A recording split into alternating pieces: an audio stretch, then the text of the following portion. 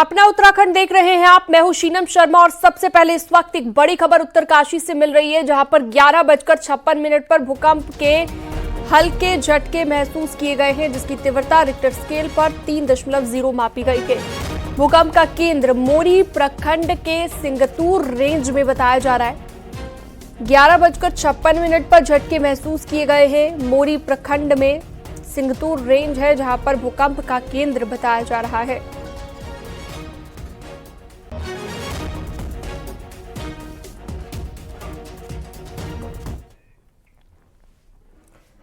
उत्तरकाशी से अगली खबर। यहां पर गंगोत्री हाईवे बंदरकोट के पास खोल दिया गया है। यहां पर पहाड़ी से मलबा आने से हाईवे बंद हो गया था और यात्री फंस गए थे। वहीं हाईवे खुलने से यात्रियों को राहत मिल गई है, यात्रियों को निकाला गया है। हाईवे अभी तक खुला हुआ है, लेकिन पहाड़ी से मलबा आने का खतरा लगातार बना हुआ है।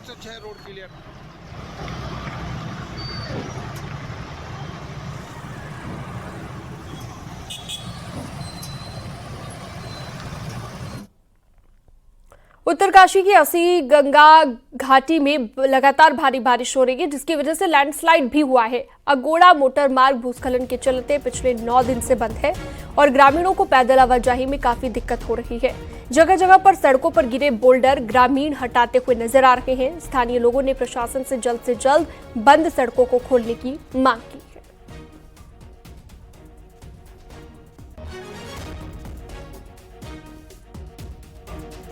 यहाँ की जो रोड की दयनीय स्थिति हो रखी है, आप लोग देख पा रहे होंगे। ये पब्लिक आ रखी है, जिला मुख्यालय के लिए आ रखी है और रास्ता बहुत ही अवरुद्ध हो रखा है और अब जनता इतने विवश हो चुकी है कि अपने गांव से हथियार लेके घर लेके रास्ता बना रही है। और आप मेरा शासन प्रशासन से और संबंधित विभाग से अनुरोध है कि आप तत्काल जनता की देखते हुए जेसीबीयां लाएं और अपना सुव्यवस्थित रूप से रोड को बनाएं।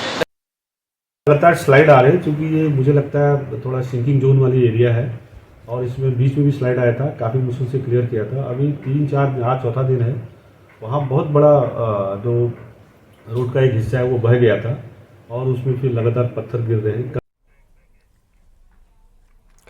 उत्तरकाशी में वरुणावत पर्वत पर इस समय नया भूस्खलन जोन एक्टिव हुआ है, जिसकी वजह से खतरा लगातार बना हुआ है। इन सब के बीच अतिक्रमण को लेकर लोगों ने प्रशासन पर लापरवाही का आरोप लगाया है। ये रिपोर्ट देखिए।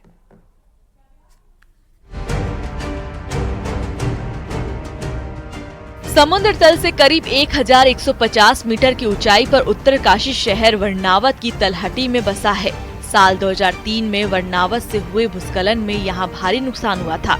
इसके बाद विशेषज्ञों ने तलहटी वाले कुछ क्षेत्र को संवेदनशील मानते हुए बफर जोन घोषित किया, लेकिन पिछले 21 साल में यहाँ कई हेक्टेयर सरकारी जमीन पर अतिक्रमण हुआ।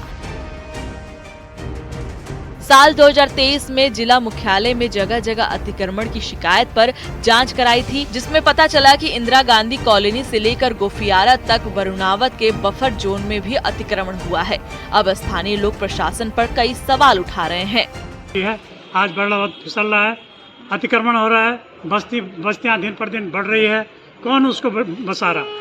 क्या प्रशासन के आंख के नीचे शासक के यहाँ आते हैं, उनके आंख के नीचे सब काम हो रहा है। कौन होगा इसके जिम्मेदार? वरुणावत के बफर जोन में अतिक्रमण के खिलाफ प्रशासन एक्शन की बात कर रही है। वहीं दूसरी ओर वरुणावत से फिर हुए भूस्खलन से खतरे की जद में आई कई घरों को खाली करने की प्रशासन ने निर्देश दिए, लेकिन कई लोगों ने घर खाली नहीं किया।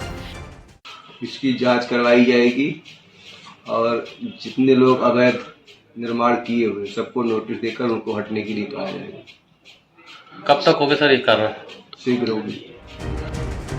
जिस संवेदनशील बफर जोन में अतिक्रमण की बाढ़ आने से पूरे सिस्टम पर सवाल उठ रहे हैं, जिस तरह से इस तलहटी के संवेदनशील हिस्से में अतिक्रमण हो रहा है, वो भविष्य में बड़ी अनहोनी का सबब बन सकता है।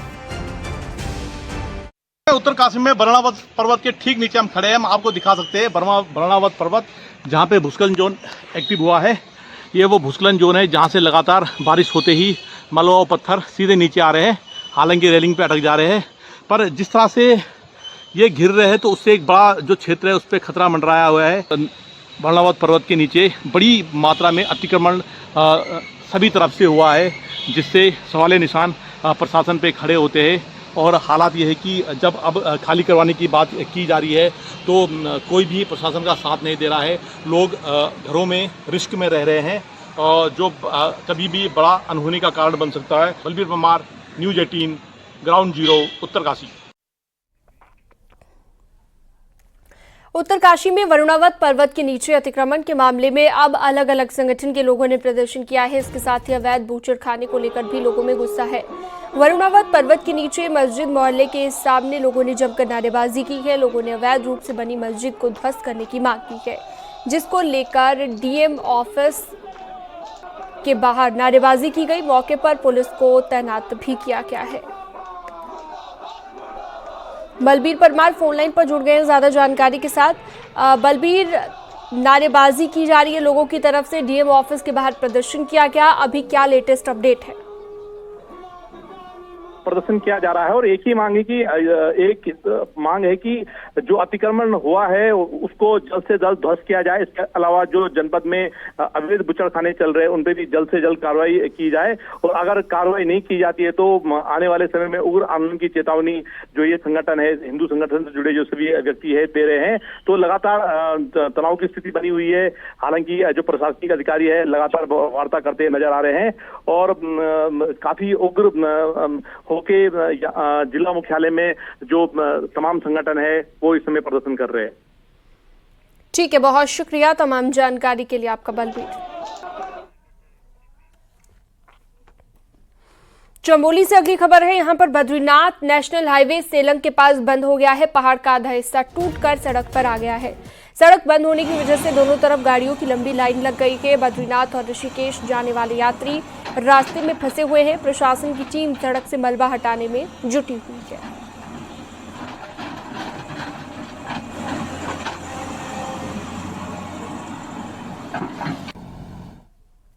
चमोली में रुक रुक कर बारिश का दौर जारी है। बारिश से सबसे ज्यादा नुकसान बद्रीनाथ नेशनल हाईवे समेत ग्रामीण इलाकों की सड़कों को हो रहा है। ग्रामीण क्षेत्रों को जोड़ने वाली 31 सड़कें अभी भी बंद हैं। बद्रीनाथ नेशनल हाईवे नंदप्रयाग, पागलनाला, छिनका, कमेडा, पातालगंगा, गुलाबकोटी के पास सबसे ज्यादा खस्ता हाल में है। यहाँ पर सड़क पर लगातार मलबा गिरने का सिलसिला जारी है। वहीं ग्रामीण क्षेत्रों में पैदल मार्ग भी क्षतिग्रस्त हो गए हैं, जिसकी वजह से स्कूली बच्चे जान जोखिम में डालकर स्कूल तक पहुंच रहे हैं।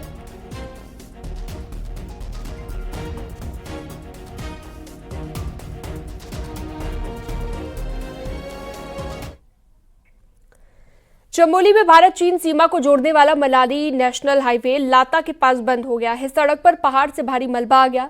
सड़क बंद होने से 12 से ज्यादा गांव का संपर्क जिला मुख्यालय से कट चुका है। प्रशासन की टीम हाईवे को खोलने में जुटी हुई है, लेकिन पहाड़ी से बार बार मलबा आ रहा है। ऐसे में सड़क को खोलने का काम लगातार जो जारी है उसमें और वक्त लग सकता है। आज लाता के सामने अधिक मलबा आने से, चट्टान टूटने से जो हमारा जो सीमावर्ती को जोड़ने वाला सड़क है वो बाधित हो चुका है और अभी 1-2 दिन में खुलने की आशंका जताई जा रही है। लगातार ऊपरी हिस्से से पत्थर गिरते जा रहे हैं। रुद्रप्रयाग में सोनप्रयाग और गौरीकुंड के बीच हाईवे को ठीक करने का काम जारी है। 31 जुलाई को आई आपदा में हाईवे वॉशआउट हो गया था, जिसके बाद हाईवे को ठीक करने का काम चल रहा है, लेकिन अभी हाईवे से आवाजाही को लेकर इंतजार करना होगा। वहीं दूसरी तरफ श्रद्धालु वैकल्पिक रास्तों से केदारनाथ के दर्शन के लिए भी जा रहे हैं।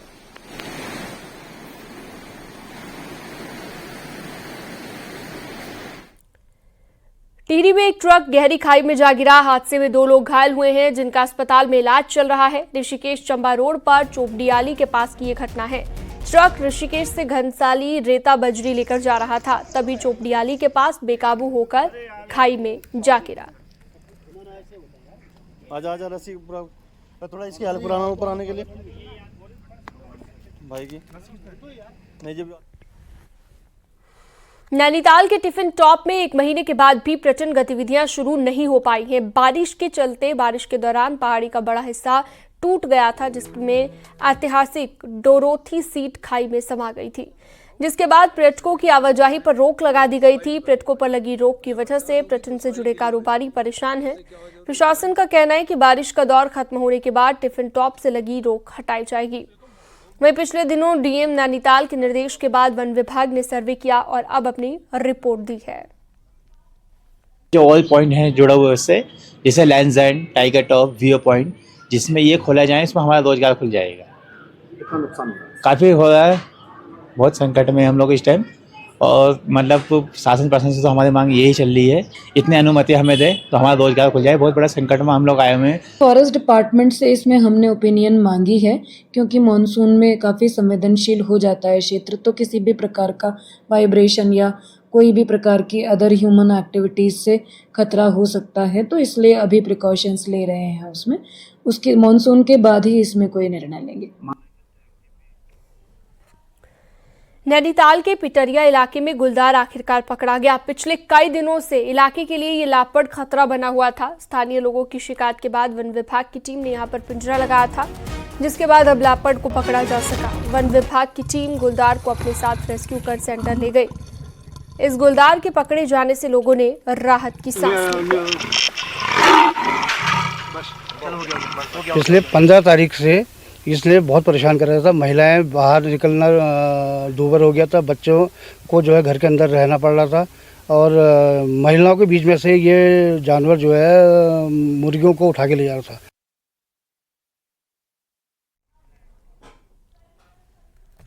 आगे बढ़ते हैं और अगली खबर आपको बताते हैं। देहरादून के नामी स्कूल में 8वीं के छात्र से कैंपस में ही यौन उत्पीड़न का मामला सामने आया।